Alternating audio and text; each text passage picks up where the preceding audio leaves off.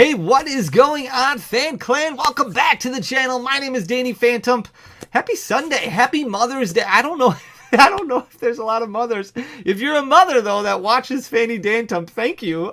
First of all, huge shout out to you guys. Happy Mother's Day to you all out there. I hope you guys are all doing well. If you didn't get a chance to watch our last video, our last full video, we got to open up Twilight Masquerade. Huge shout out again to the Pokemon Company International. I can't believe this is my life, but thanks to you guys. You guys are amazing. I love you guys so much. I love you guys so much. You guys are so awesome.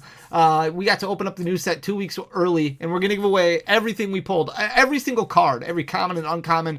We're giving all of it away to one lucky subscriber. So if you're not subscribed, I hope you subscribe to for the content, but you can win all that stuff. All you gotta do is make sure you're subscribed. Go back to the last video that we posted opening up a booster box and an elite trainer box. Leave a like and a comment on that video. We're gonna announce that winner this upcoming Friday, and that's when we should get like Twilight Masquerade in to pack up pre-orders, do some openings, calculate pull rates, and put together the master set. We've got another custom binder that is going to be like it's going to be very focused on Twilight Masquerade. The same person who made the last binder custom made us another one for Twilight Masquerade. So we're going to put together the Fan Clan Master Set, and we are going to give that all the way to one lucky subscriber. So pay attention. That news, that information is going to come soon. So pay attention for that. Hit that subscribe button if you're not already subscribed. But thank you so much just for being here. We're going to talk about Crown Zenith, Pokemon Market in general. Pokemon cards in general are like returning to this like big deal when it comes to how much everything is growing, and Crown Zenith is really no different. But I want to talk about Crown Zenith because very interesting, and people ask me all the time, what's your favorite set from the Sword and Shield Black? My favorite main series set is Lost Origin. I love Lost Origin. I think it's a fantastic set. First of all, it has Chandelure in it, like a Trainer Gallery Chandelure, which is, I mean, I understand the whole idea of monetary value being associated with Pokemon cards, but sometimes your favorite card from a set is not going to be expensive, and Chandelure is my favorite card from Lost Origin. Like, I do love the Giratina, don't get me wrong, but the Chandelure is just my favorite, and because it's my favorite Pokemon. The artwork on it is good. It's not great, but it's still a Chandelure, and I love Chandelure. I also really like the Rotom alternate art, and that's not overly expensive. It's a little bit more expensive, but not overly expensive. I just think it looks fantastic, and it's got all the different variants of like Rotom on it, which is awesome. I think it's such a good looking card, but just amazing set. I love Lost Origin. I do like Evolving Skies. There's a lot of sets I do like, but Crown Zenith is another one that I really enjoy. Not a main series set by any means. Obviously, it was a specialty set, but the Galarian Gallery is fantastic. The Secret Rare Pikachu in that set is absolutely amazing,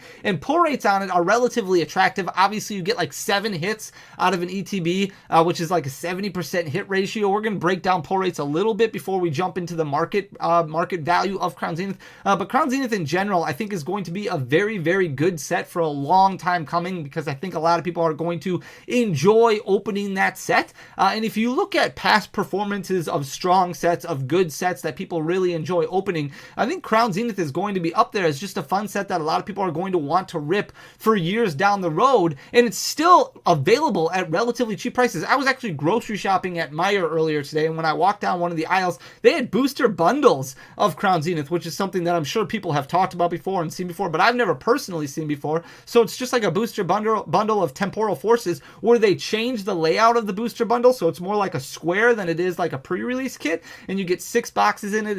It's just a real slender square. I don't have an example in front of me, but so it can't be a very old product, but that just goes to show you there's a lot of Crown Zenith that's still out there, relatively good pricing, but the market is really starting to increase on it, especially when it comes to those alternate art, those gold cards, and I think those gold cards are really important. We're going to talk about that in this video as long as I stop rambling, and I'm sorry about that.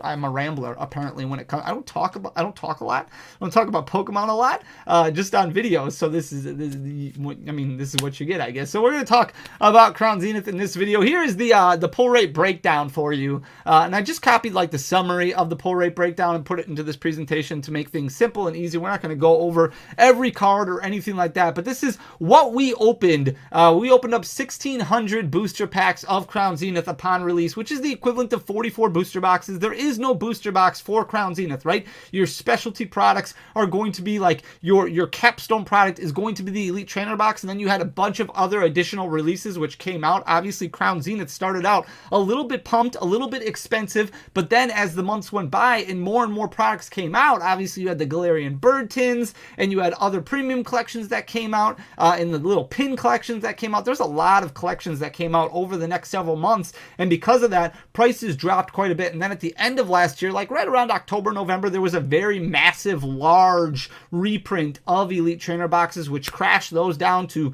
$38 a piece, $37 a piece. You could probably find them even cheaper if you bought them in a case, a sealed case of 10. You could probably find them for $34, $35. Really cheap, which was a great buy for a lot of people, especially heading into the holiday season. But Crown Zenith, like I said, is just a really fun set to open. I like breaking pull rates down based off of booster boxes because I think it gives you a good idea of a pack sample and kind of correlates it to something that we're used to when it comes to opening up packs. I know we open up a lot of Elite Trainer boxes, especially when it comes to these specialty sets, but for the most part, a lot of people open up a lot of booster packs or a lot of booster boxes, and I like to equate it to a 36 pack sample size, which is why we have the booster box equivalent of 44 booster boxes for those 1600 packs. Your hits per booster box is basically 20 and a half hits per booster box, which is 1.76 packs. So every time you open up 2 packs of Crown Zenith, you're pretty much going to get a hit. Now that could be a Radiant card, it could be a lower end Galarian Gallery card, or it could be that secret rare Pikachu that we were talking about before, but every 2 packs, for the most part, you're going to get a hit.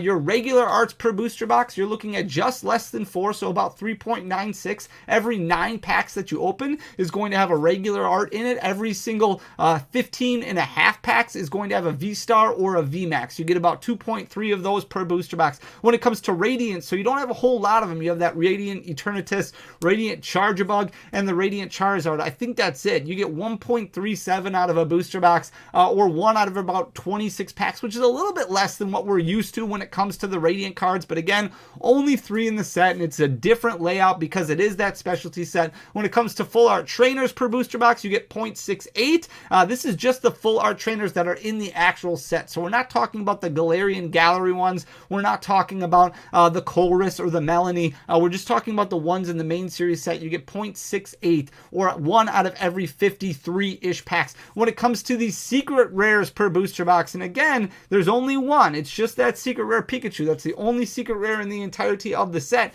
It's 1 out of every 107 packs. So it takes 107 packs to open up a secret rare Pikachu, which is amazing. That is amazing pull rates. If you compare that to other secret rares, whether they be a gold card or a rainbow rare, or even nowadays with special illustration rares and things like that, 1 out of every 107 packs is absolutely outstanding, considering the fact that there's only 1. Galarian Gallery front half. So if you remember, the Trainer Gallery and Galarian Gallery basically broke it down to about a halfway point in between that subset there. So Galarian Gallery 1 up through Galarian Gallery 15 was easier to pull than the back half of the Galarian Gallery, so like 15 through 30 or 16 through 31 or whatever it was. So the front half of the Galarian Gallery, you get 7.63 of those per booster box.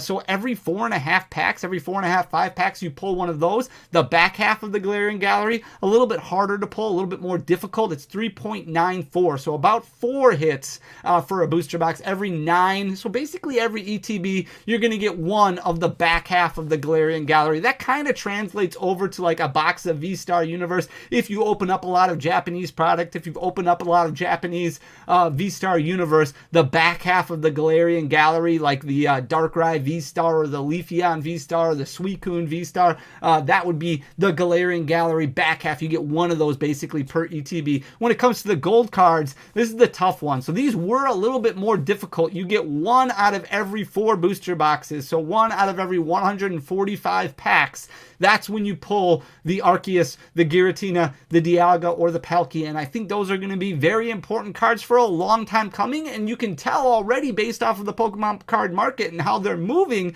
that a lot of people also feel the same way. First of all, because they are good Pokemon, they are considered alternate arts technically. So they're our last chance at getting alternate arts, because after the Sword and Shield era, they started doing illustration rares, special illustration rares. They got rid of alternate arts as far as a labeling process goes. They could return at one point down the road. But as of right now, that would be the last of the Sword and Shield generation that included alternate arts. And if you put them all together, right, you put all 4 of them together, they form a picture, Giratina rising up in that volcano, or however exactly it looks, but it's beautiful. So a lot of people are going to want to collect all 4 of those. And I've got the pull rate specifically for those cards. You can tell batching isn't a thing, right? But we did pull 6 Giratinas and we pulled 0 Dialgas out of those 1,600 packs, which is very interesting. In total, we pulled 11 gold cards, 11 alternate art cards, so 6 Giratina, 3 Arceus, and 2 Palkia, just 0 Dialga, which was very interesting. So a pull rate of 145 makes them a little bit more difficult. Remember, an alternate art, a regular alternate art, for the most part is 1 out of every 3 boxes or 1 out of every 108 packs. So pull rates on this a little bit more difficult than like an Umbreon V or a Leafeon V or a Mew V or a Rotom V, an alternate art of that standpoint. Not as difficult as the alternate art VMAXs, like Umbreon VMAX is about 1 out of every 7 boxes, or like the VMAX alternate art is about 1 out of every 7 boxes, whereas this is about 1 out of every 4. But very, very similar to what we've seen from like the Giratina V from Lost Origin. A little bit more difficult pull rates for these than it would be for like a Giratina V, a Lugia V, a Charizard V. Here's, we're looking at 6 months of data right here. So it was about 6 months ago is when a lot of this product was at its low point because of the reprint. So this is the Crown Zenith Elite Trainer box. It got reprinted right around October, November, and you can see that's when it fell, right? Like it fell down in December to $38.44. But over the last 6 months, it's been starting to really trend in the upward direction. You can see at the beginning of May, end of April, that's when it was at its high point over the last 6 months. It hit $44.15. It backed off a little bit, sitting at $43.88, and you can still find these out and about, right? You can still find them at Walmart, at Target. You never know. Maybe at the end of the year, you might be able to find them on clearance. You might be able to find them Black Friday deals. Depends on how much of this has been printed, how much of this has been produced. And we know a lot of Crown Zenith got put out there, a lot of circulation out there. So I can tell you that a lot of Crown Zenith Elite Trainer boxes are still available at distribution. So I think finding them at cheap points, if you can find them still at $38, I think it's a great buy because I do think this is going to be a great product for a long time. But obviously, you need to make the best decision for your collecting dollars. It's currently sitting at $43.88, which is not bad considering the fact that it was at $38.44 about 6 months ago. It's up about 15% from there. Here's the Crown Zenith Booster Pack, also trending in the upward direction. In November of 2023, it was sitting at that 6-month low of $3.52. That basically breaks down to about $35 for an Elite Trainer box. Back in those days, a long time ago, it seems, you got 10 booster packs in a specialty Elite Trainer box, as opposed to now with Paldean Fates, Scarlet and Violet 151, you only get 9. So you get less, same MSRP, same pricing system, but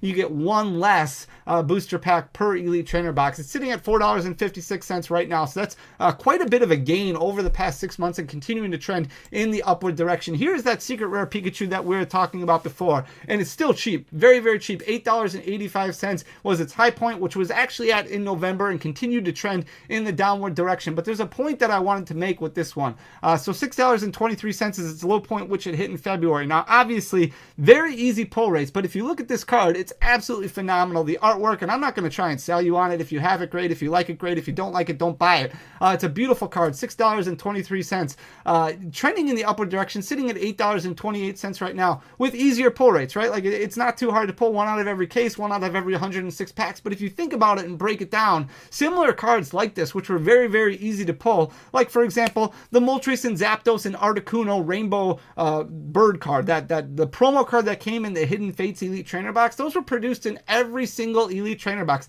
There's a lot of Elite Trainer boxes for Hidden Fates that got printed, and then we had a massive reprint that got put out during the pandemic. So there was a lot of that stained glass bird card that got put out there. Very similar color schemes, not as dynamic because obviously not a tag team, and we can split hairs all the time on which artwork is better, and you probably would lean to the Moltres and Zapdos and Articuno, but that card sells for $18, and there's a lot of them out there. So Pikachu definitely still has potential moving forward, and at $8.28 currently, that's not not too bad as far as a price point goes. Here's the Giratina V-Star. This is the alternate art from Crown Zenith. We're going to look at all four of them because all four of them are trending in the upward direction. In November of 2023, this one was down to $67.31. Still well off of its all-time high. This card was selling for well over $100 at one point.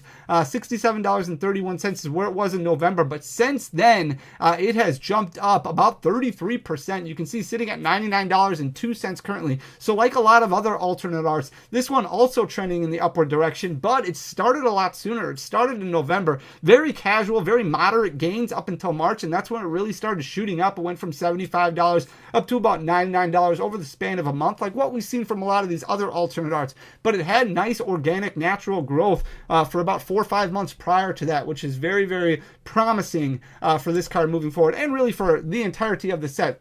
The Arceus V-Star was a little bit more dynamic, a little bit stronger of a gain from February of 2024 up until May of 2024. You can see it backed off a little bit. It did get up to $63.72. It's lost about 5% of that over the past month, but still sitting at $60.68. Arceus V-Star still a very playable card and will be for the next year, but not quite at its low point. Its low point was $50.43, so still about 10% high or 15% higher than that, sitting at $60.68 currently. It's actually about 20% higher from where it was in February, so continuing to trend in the upward direction. The Dialga V-Star, this one's doing very well competitively, which also could contribute to some of this, but really no different from what we've seen from some of these other alternate arts, and the big jump happened in March as well, so it went from about a $34 card up to about $48.80, so it gained about 40% over the past month and a half, but relatively flat from November of 2023 up until February of 2024. It was hovering right around that $31 mark, and then really took off again over the last couple months.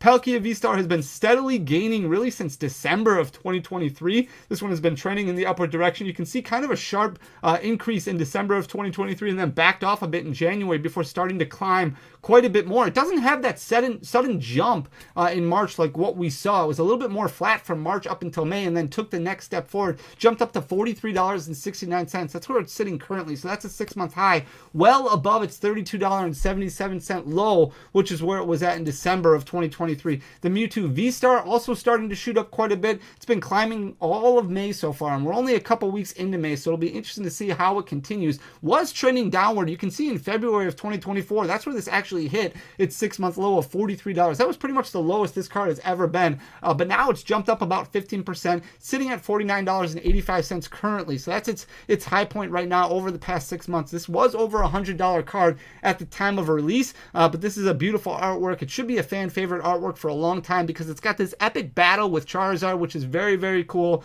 I don't know if we're going to really see this card drop a whole lot below $40 in the future, but time will tell. That's really all we're going to look at as far as how the market is doing when it comes to Crown Zenith, because I still think that there might be room for some of them to decrease and drop in price. And I highlighted 8 cards that I think could get impacted. Now, these cards are all currently being played in a lot of decks. I don't think Comfey is going to get a whole lot lower because it's currently about a $2 card. I also don't think Lumineon V is going to get a whole lot lower. It's hovering around $8. It might go down $1 or $2, but Lumineon, a very competitive card. Comfey is very popular in a lot of Lost Box decks. I don't see Lost Box really being a huge thing moving forward. I think it'll do okay this summer, but come August when the next Dragon set comes out, the Kyurem that was released kind of ruins Comfey, kind of ruins a lot of Lost Box ideas unless something comes out that's going to be very beneficial. I don't know if Irida is going to drop a whole lot further. Irida does get played sparingly a little bit here and there, but you might see an uptick of it. Problem is, Irida is already very, very low, but cards like Manaphy, cards like Mew, and especially cards like Bibarel and Bidoof.